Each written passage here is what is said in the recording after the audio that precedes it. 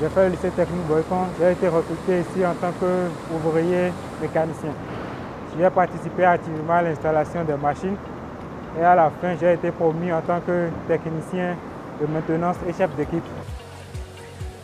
Je suis titulaire d'un diplôme de technicien en fabrication mécanique au lycée technique Koulibaly de Cotonou. Aujourd'hui, je travaille ici grâce à mes compétences acquises au lycée. Le pilotage de drones nous a permis de faire la cartographie des superficies et aussi de détecter les maladies et les ravageurs présents dans nos différents champs. Ces parcours illustrent une réalité nouvelle. Grâce à l'enseignement technique, nos jeunes construisent leur avenir et celui de leur pays.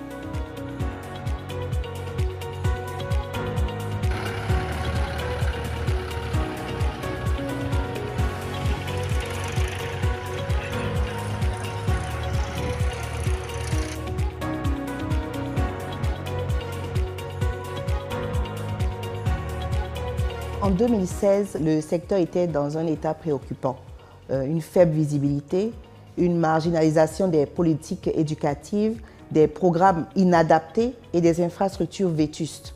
Donc, le FTP, l'enseignement et la formation technique et professionnelle, était perçu quasiment comme une voie de repli pour les élèves qui étaient en difficulté. Et le dispositif était fragmenté et inégalement réparti sur le territoire, privant ainsi de nombreux jeunes, surtout dans les zones rurales, d'une formation de qualité. Le diagnostic 2017-2018 a mis en évidence une gouvernance défaillante et sans réelle vision stratégique. Des curricula obsolètes, peu connectés aux besoins du marché, une insertion professionnelle quasi inexistante pour les diplômés. Donc ces constats ont justifié la nécessité de mettre en œuvre des réformes profondes.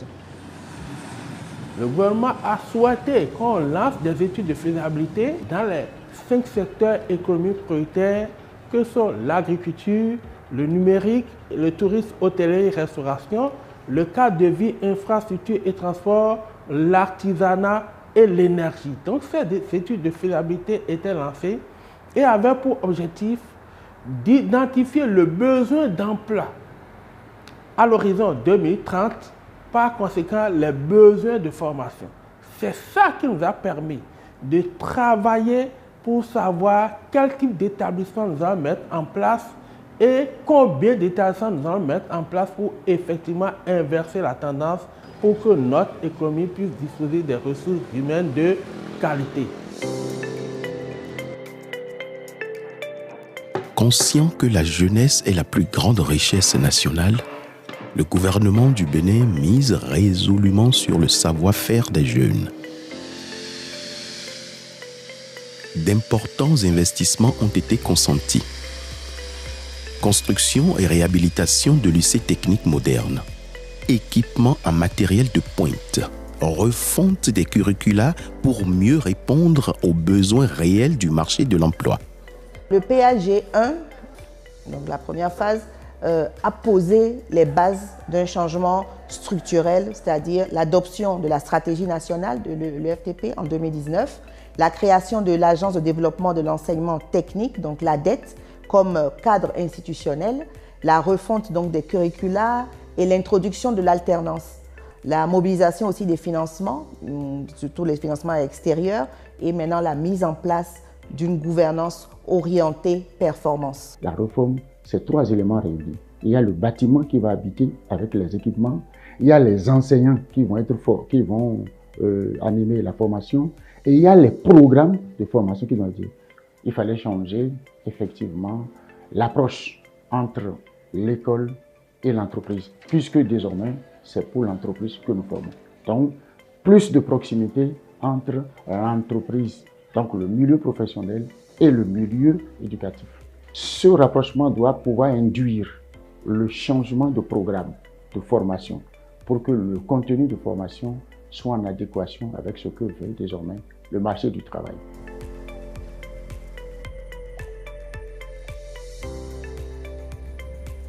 La deuxième phase, le PAG 2, Les résultats sont plus tangibles et ils sont de plusieurs ordres. D'abord, au niveau des infrastructures, nous avons la construction du lycée technique professionnel de Bopa et la création de l'école des métiers du numérique. Et pour ce qui est des équipements, il y a des laboratoires modernes, le plateau technique de l'UMN. La voie s'ouvre désormais aux métiers d'avenir, aux secteurs stratégiques, porteurs de prospérité et de transformation nationale. L'école des métiers numériques est particulièrement chanceuse parce que le gouvernement a mis gracieusement à notre disposition un laboratoire de classe vraiment internationale qui nous permet de former correctement nos étudiants. Ce laboratoire est équipé des équipements de dernier cri. L'école a été créée depuis 2020 par décret pris en Conseil des ministres. Et sa mission principale, c'est faire du Bénin un pôle de développement numérique au Bénin et dans la sous-région. Former la jeunesse dans les nouveaux métiers du numérique pour leur donner une chance d'avoir leur premier emploi. Je fais ma formation de référent digital à l'UMN pour devenir référence dans la communication, la transformation des entreprises dans le digital. Je pense que ma formation ici me garantira une place de marketing digital. Avoir ceux qui ont fini et avec tout ce qu'on a eu à entendre sur la formation, je pense que c'est vraiment le lieu idéal pour se faire former. Une fois que nous finissons cette formation, on serait certifié dans plusieurs métiers. On a le choix vraiment d'exercer sur le terrain, voire même aider beaucoup les entreprises et d'autres services publics. J'aurai plein d'opportunités de travailler, de servir mon pays avec cette formation parce que, en tout cas, chez moi, je peux dire que cette formation serait la bienvenue. Pour faire les affiches à l'entreprise, vous êtes référent. Cette formation met à leur disposition 4 blocs de compétences principales et chaque compétence prise individuellement constitue pour eux un métier. Toutes les formations de l'école des métiers numériques en général sont des formations carrément 93-95% pratiques. À la fin de chaque formation, ils vont directement en entreprise pour une immersion. Cette immersion fait partie de la formation.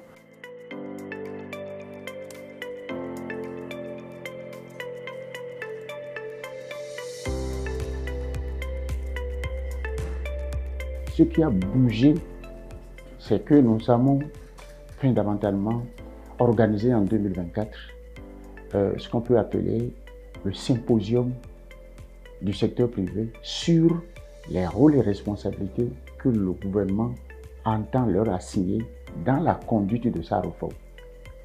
Un nouvel acquis dont on peut parler, c'est de regarder un peu au niveau des établissements et de leur positionnement, quelles sont les entreprises sectorielles qui interviennent dans leur champ de formation. Et donc nous avons comme responsabilité également de réseauter les entreprises autour des établissements par rapport à leur offre de formation. À la date d'aujourd'hui, nous avons réussi à mettre en réseau au niveau de tous les établissements d'enseignement technique agricole. Nous avons fait le même travail au niveau des centres de formation professionnelle d'apprentissage, les CFPA. Les 12, on a réseauté autour de ces centres de formation professionnelle les entreprises artisanales avec lesquelles ils travaillent pour les mettre ensemble.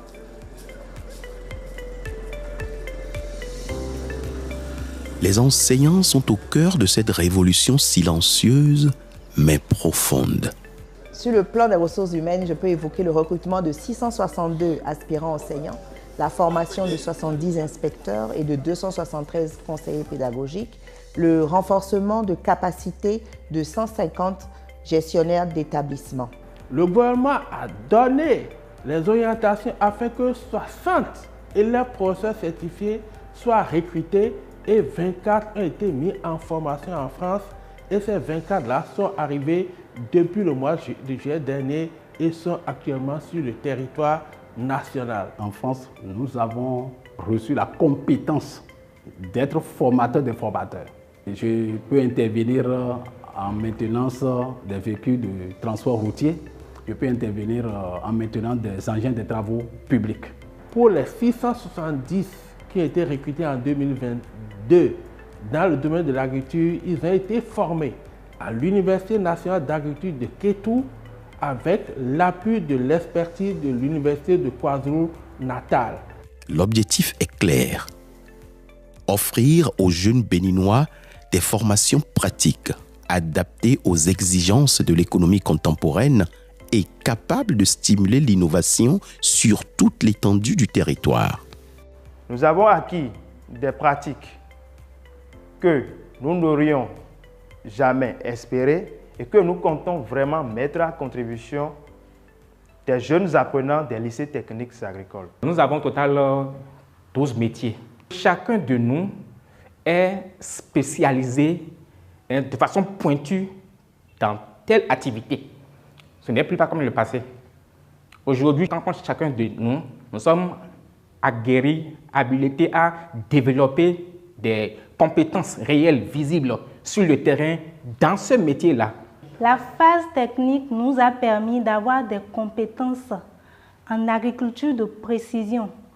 Et c'est des compétences bien pointues. Nous avions eu à installer un plateau technique qui nous a permis de maîtriser les différentes étapes de l'installation de chaque culture. Les jeunes sortiront avec un profil de réels professionnels des métiers et non des diplômés sur papier. Grâce au PAG, l'ANSET a eu son site. En 3 ans, l'effectif est passé de 672 à un peu plus de 1600. Et tous les enseignants qui sont dans nos lycées techniques sont formés ici. Un étudiant qui sort de l'ANSET a une triple casquette. Il est d'abord formé de préférence pour aller enseigner dans nos lycées techniques, mais il n'enseigne que ce qu'il a appris. Il n'enseigne que ce qu'il est dans le domaine technique. Deuxièmement, les produits de l'ANSET peuvent se retrouver dans les entreprises publiques comme privées. Et troisièmement, ils peuvent s'auto-employer parce qu'ils ont une formation au métier.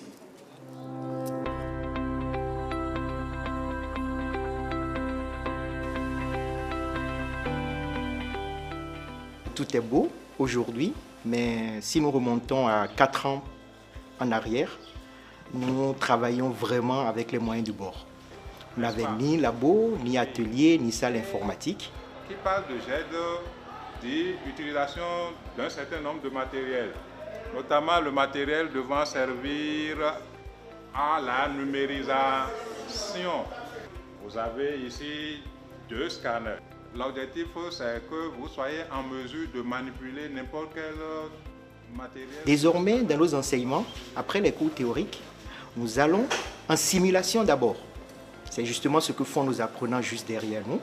Et après la simulation, nous allons dans les ateliers pratiques pour véritablement confirmer les résultats que nous avons déjà eus. D'abord en TD, puis en simulation et finalement en travaux pratiques. Désormais, nous réussissons à faire de bout en bout toute la chaîne. Chers apprenants, nous sommes à la fin de ce premier TP. Et vous allez veiller à la sauvegarde correcte de vos fichiers de simulation pour qu'on puisse les récupérer après pour... Si on veut faire un technicien de pont et chaussée, quelles sont les compétences qui sont nécessaires à avoir? Comment on répartit ces compétences-là tous les 6 mois, par exemple, de manière à ce que quand il finit 6 mois, il puisse dire « moi, je suis une capacité de faire ça ». Après, il ajoute un autre, après, il ajoute un autre pour faire le diplôme. Mais le type peut être en formation et déjà faire valoir une partie de ses compétences et qui lui donne d'abord l'assurance que je suis sûr que si je finis, je vais trouver du travail. Et en même temps, ça rassure l'entreprise que, ah oui, l'école, ce que fait l'école rime bien sûr avec ce dont j'ai besoin. Vous voyez, avant, c'est pas ça. Donc aujourd'hui, on quitte l'approche curriculaire pour aller vers l'approche modulaire. Là où j'ai fait les stages académiques, mes patrons, s'ils ont des boulots sur les chantiers, ils m'appellent des fois et je les accompagne et on travaille. Là, je gagne un peu aussi. Dans le pays maintenant, on peut dire que c'est l'enseignement technique qui domine. On n'a plus, le CEG n'est plus à la mode. Nous sommes des secrétaires de qualité en devenir. Tout ceci grâce à la formation de qualité que nous recevons ici. Actuellement, maintenant, si nous prenons l'exemple, nous sommes en train de faire le cours sur la dématérialisation, la gestion électronique des documents. Dans l'enseignement technique, ce qui compte, c'est l'insertion. Ce n'est pas les résultats au bac, tout ça là. Les enfants doivent être suivis et en fin de compte, ils doivent trouver un métier. C'est quand ils ont trouvé un métier que nous avons accompli notre mission. Et dans cette évolution qui a commencé, il y a la spécialisation. Par exemple, dans le futur, ce qui est prévu pour le lycée technique et professionnel de Kandi, c'est les métiers des secteurs des bâtiments et travaux publics et la maintenance des véhicules automobiles. Le lycée agricole de Banikwara est l'un des lycées qui doivent être réhabilités. Ce qui va surtout changer, c'est que la formation serait beaucoup plus pointue. Ce n'est pas aujourd'hui où nous formons dans les spécialités, on ne parlera plus de spécialités, mais on parlera plutôt de métiers. Désormais, le lycée de Banikwara sera spécialisé dans la production des plantes à fibres et textiles, dans l'aviculture, c'est-à-dire l'élevage des volailles, dans la cuniculture, l'élevage des lapins, et dans l'élevage non conventionnel. Il y aura également la culture vivrière et légumineuse. Et à côté de cela, l'unité économique à vocation pédagogique sera un secteur où la production sera faite à grande échelle. Ce sera une innovation qui ne dit pas son nom. La réhabilitation du lycée agricole de Banikwara maintenant là, nous les producteurs, ça va nous avantager beaucoup. Parce que si tu es un cultivateur, tu peux prendre ton enfant pour amener à lycée agricole, de lui former. Et lui-même, s'il vient à la maison, il va te prendre à cultiver pour que ton rendement soit élevé, quoi.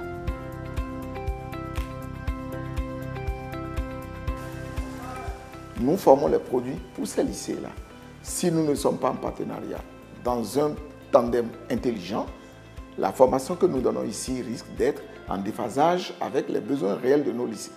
Et au-delà de nos frontières, nous avons des partenariats à l'étranger. Nous avons un partenariat avec une structure canadienne qui s'appelle Catalyst et un expert canadien. Par le biais de ce partenariat, vient pour nous donner des appuis techniques ici, aussi bien pour renforcer les capacités du personnel enseignant qui interviennent ici, mais également nous renforcer au niveau d'un certain nombre de plateaux techniques en hôtellerie-restauration. Et il aura également à travailler avec nos étudiants pour des pratiques. Nous sommes en train de développer un partenariat avec la Chambre des métiers du Pays de la Loire en France pour envoyer certains de nos étudiants là-bas en immersion. Ce que nous avons pu faire aussi, nous avons essayé de mettre en place ce qu'on appelle les commissions techniques sectorielles. C'est-à-dire pour chaque secteur d'activité, on a identifié qui sont les acteurs clés économiques qui doivent peser dans la prise de décision en matière de l'orientation, de formation, pour que ce qui va se donner dans nos établissements corresponde le mieux possible aux besoins du secteur économique. Le cadre national de concertation pour la promotion de l'UTRP a essayé de mettre en place à l'échelle des territoires, c'est-à-dire les départements, ce qu'on a appelé les comités locaux d'appui à la promotion de l'UTRP. Et ces comités locaux ont pour responsabilité d'analyser à l'échelle du territoire quels sont les besoins en formation pour pouvoir les remonter au niveau national. Aujourd'hui, des milliers de jeunes filles et garçons bénéficient de ces opportunités nouvelles. Ils acquièrent des compétences concrètes, trouvent plus facilement des stages, s'insèrent sur le marché du travail.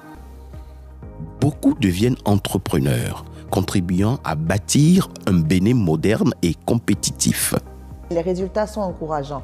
Par exemple, 100% des 151 diplômés de l'UMN ont trouvé un emploi. C'est un exemple concret.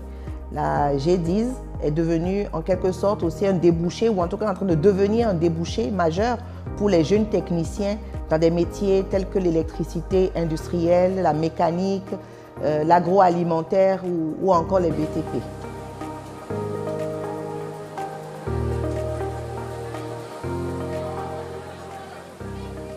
Quand je viens le matin, je fais un tour sur toutes les lignes, je vérifie l'état des machines, la propriété, et j'interviens sur les machines qui ont des pannes.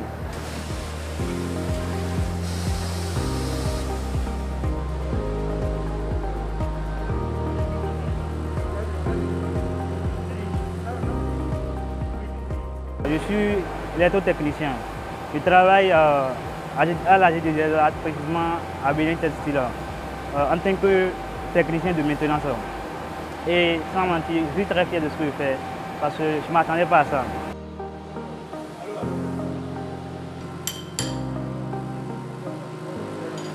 Je suis diplômé de l'Institut national de technologie industrielle de l'OCOSA. Avec la formation que j'ai reçue en technique avant de venir ici, ça m'aide à faire face aux défis réguliers chaque jour en face des machines et également dans le management de mon équipe. Je pense qu'avec la révolution industrielle du Bénin en ces décennies, il est quasi impossible de faire la technique et de chômer.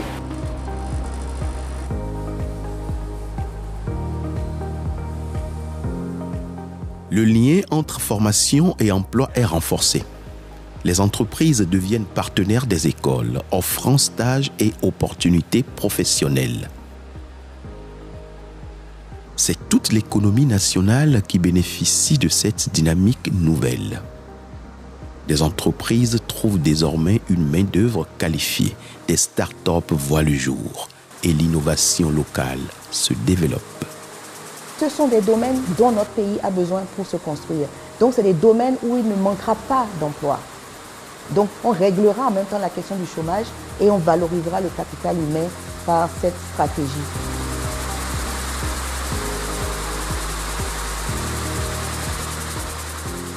Nous avons eu des artisans qui ont travaillé au chic sur un matériau qu'on appelle le GeaFlex, qui ont vraiment bien travaillé. Vous avez vu les infrastructures du chic.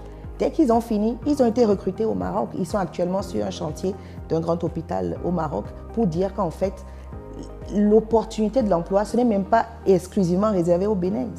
Ça peut les emmener par l'excellence qu'ils auront acquis, par la spécificité des métiers qu'ils auront acquis, à voyager, à avoir des opportunités un peu partout. L'enseignement technique devient clé du développement et de l'autonomie nationale. Chaque infrastructure construite, chaque enseignant formé, chaque apprenant inséré est une victoire collective. Le processus d'édification d'une nation moderne et prospère suit résolument son cours. Les défis sont réels, mais les perspectives prometteuses. Pour ce qui concerne les chantiers qui restent, je peux évoquer en priorité l'achèvement de la couverture nationale avec les lycées techniques dans toutes les régions, la finalisation des grandes infrastructures en cours, le renforcement de la formation des formateurs et l'approche numérique, la mise en place du système national de certification professionnelle reconnu dans la sous-région et la consolidation du lien formation-emploi et promouvoir l'auto-emploi des jeunes. Actuellement, avec l'accord du gouvernement, nous sommes dans la dynamique de recruter à peu près 320 à envoyer à l'extérieur pour leur formation. Ces 320 seront formés, parmi les 320, certains seront formés probablement au Brésil et d'autres au Maroc. Nous sommes en train de travailler aussi avec l'Office de la formation professionnelle de la promotion du travail afin que 20 de nos enseignants qui sont en situation de classe soient envoyés en renforcement de capacité au Maroc. Lorsque la décision avait été prise en 2020-2021 de construire de nouveaux établissements, de changer tout ce paradigme-là, il y a eu que la nécessité de bien faire a ralenti un peu le calendrier, de manière à ce que, on n'ait pas pu arriver à construire encore.